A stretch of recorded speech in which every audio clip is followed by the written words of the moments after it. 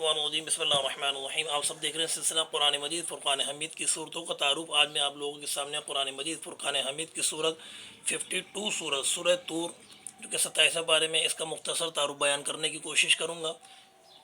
کس زمانے میں نازل ہوئی اور کس ماحول میں نازل ہوئی، اور اللہ تبارک و تعالی نے اس صورت مبارکہ میں اپنے پیارے حبیب صلی اللہ تعالی علیہ وآلہ وسلم سے کیا کلام ارشاد فرمائی، یہ ساری چیزیں آج کی آپ کو اس ویڈیو میں سماعت کے لیے ملیں گی۔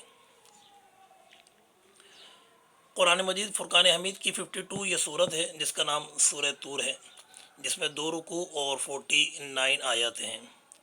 اگر اس کی دور کی بات کی جائے، دور نزول، تو دور نزول اس کا مکی دور ہے۔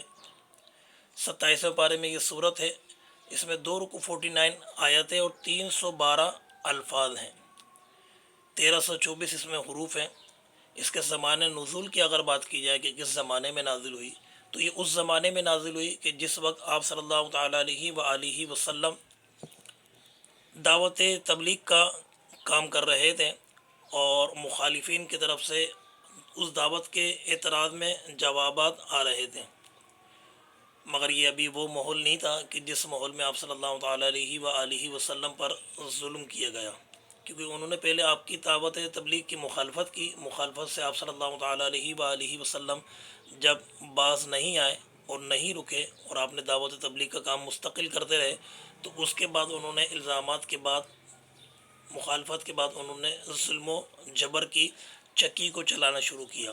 مگر جب یہ صورت نازل ہوئی تو اس وقت ظلم و ستم کی چکی نہیں چل رہی تھی، صرف اور صرف آپ صلی اللہ تعالیٰ علیہ وآلہ وسلم کے دعوت تبلیغ کے اعتراض میں، دعوت تبلیغ کے حوالے سے وہ لوگ اعتراضی باتیں کر رہے تھے، اور آپ صلی اللہ تعالیٰ علیہ وآلہ وسلم کے خلاف جو ہے مکہ مکرمہ کے لوگوں کو گمراہ کر رہے تھے۔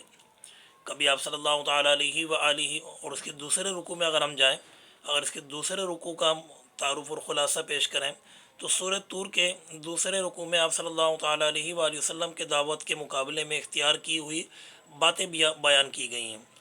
یعنی آپ صلی اللہ تعالیٰ علیہ وآلہ وسلم جو دعوت دیتے تھے اس کے مقابلے میں جو کفار تھے، جو منافقین تھے، وہ کیا کرتے تھے؟ وہ آپ صلی اللہ تعالیٰ علیہ وآلہ وسلم کو کبھی کاہن کہتے تھے، کبھی آپ صلی اللہ تعالیٰ علیہ وآلہ وسلم کو نعوذ باللہ مجنون یعنی پاگل کہتے تھے، کبھی آپ صلی اللہ تعالیٰ علیہ وآلہ وسلم کو شاعر کہتے تھے۔ یہ باتیں کر کے عوام الناس کو آپ صلی اللہ تعالیٰ علیہ وآلہ وسلم کے خلاف بہکاتے تھے، اور آپ کے لائے ہوئے پیغام کو سنجیدگی سے نہیں سنتے تھے۔ تو یہاں بھی معلوم چلا کہ اللہ تبارک و تعالیٰ اور حضور صلی اللہ تعالیٰ علیہ وآلہ وسلم کی باتوں کو سنجیدگی سے سننا یہ مسلمانوں کا طریقہ ہے، اور غیر سنجیدگی سے سننا یہ کفار کا طریقہ ہے۔ تو وہ سنجیدگی سے آپ صلی اللہ تعالیٰ علیہ وآلہ وسلم کی باتیں نہیں سنا کرتے تھے، اور وہ آپ کی ذات کو اپنے حق میں ناگانی بلا کہتے تھے، اور آپ صلی اللہ تعالیٰ علیہ وآلہ وسلم سے اس طرح جو نہ دور ہٹتے تھے، اس طرح بھاگتے تھے کہ جس طرح آپ صلی اللہ تعالیٰ علیہ وآلہ وسلم نے نعوذ باللہ ان لوگوں سے کچھ لینا ہے۔ بار بار طرز کرتے تھے، خدا کو نبوت ملی ایسے ہی انسان کو دینی تھی، اس طرح کی باتیں کیا کرتے تھے۔ الغرض آپ صلی اللہ تعالیٰ علیہ وآلہ وسلم کی کھل کر مخالفین پیدا ہوئے، اور آپ صلی اللہ تعالیٰ علیہ وآلہ وسلم کی دعوت کے خلاف جو ہے مشرقین، کفار، جس پر اللہ اور اس کے رسول کی لعنت بھی تھی، ان لوگوں نے مخالفین نے مخالفت شروع کر دی۔ آپ صلی اللہ تعالیٰ علیہ وآلہ وسلم اپنا کام جاری رکھے ہوئے تھے، اور اس سے یہ بھی معلوم چلا کہ انسان جب نیکی کرے اور سامنے اگر اس نیکی کے اعتراض میں کوئی اعتراض پیدا کرے تو اس کے اعتراض پہ نیکی کو بند کر دینا یہ سنت نہیں، بلکہ نیکی کو جاری رکھنا یہ پیارے آقا صلی اللہ تعالیٰ علیہ وآلہ وسلم کی سنت مبارکہ ہے۔ اور اس کے اگر آخری رکوع کی بات کی جائے تو حضور صلی اللہ تعالیٰ علیہ وآلہ وسلم کی کو یہ ہدایت فرمائی گئی کہ ان مخالفین اور معتدین کو الزامات و اعتراض کی پرواہ نہیں کریں۔ آپ اللہ تبارک و تعالیٰ حضور صلی اللہ تعالیٰ علیہ وآلہ وسلم سے ارشاد فرما رہے ہیں کہ پرواہ نہیں کریں اور دعوت کا کام مسلسل جاری رکھیں۔